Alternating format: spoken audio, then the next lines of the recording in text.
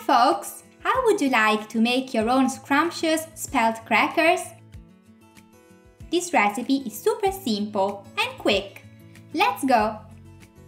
We'll need spelt flour. We used a mix of whole grain and white spelt. We'll also use some semolina for extra crunch. Then we'll need some pumpkin seeds, a mix of white sesame seeds and chia seeds. We'll also use a little bit of salt, of course, and then some extra virgin olive oil and water. Great! Now grab a bowl and dip in the spelt flour, the semolina and the salt. Give everything a good mix to ensure semolina and salt are well distributed. Nice! Now add in about half of the seeds. We'll use the rest to top the crackers later on. Finally, add the liquids, water and extra virgin olive oil. Give everything a thorough stir until there's no more flour on the sides of the bowl. At this point, the ingredients will be compact enough to work by hand. Time for some kneading, or as I like to call it, gym time. Pin down the dough with one hand and use the heel of the other hand to stretch it.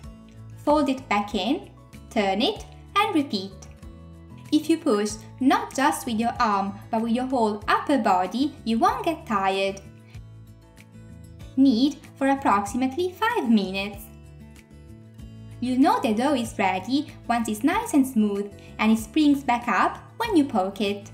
Okay, now get a tray. We are using a small one to fit the video, but you can use the large baking tray that comes with your oven.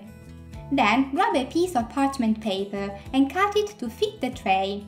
We use it as a guideline to shape the crackers slab. Dust the paper with some flour and flatten the dough with a rolling pin. What we want is to make the crackers as thin as possible. The thinner they are, the crunchier they will be.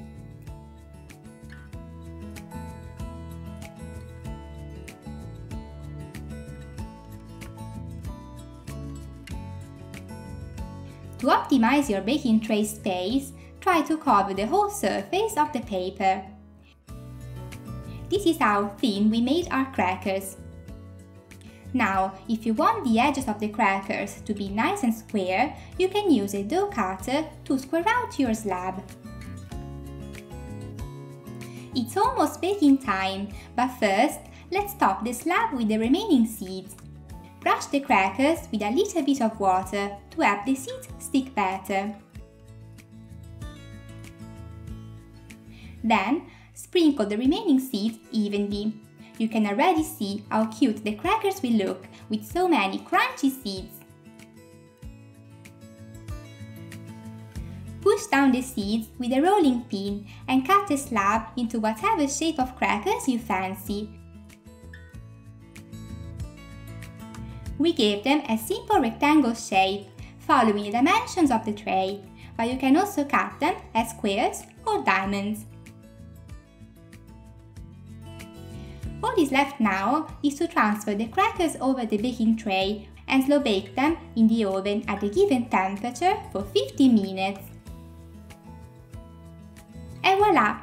Crunchy and toasted and ready for nibbling. We recommend you let them rest on a cooling rack to make them even crunchier.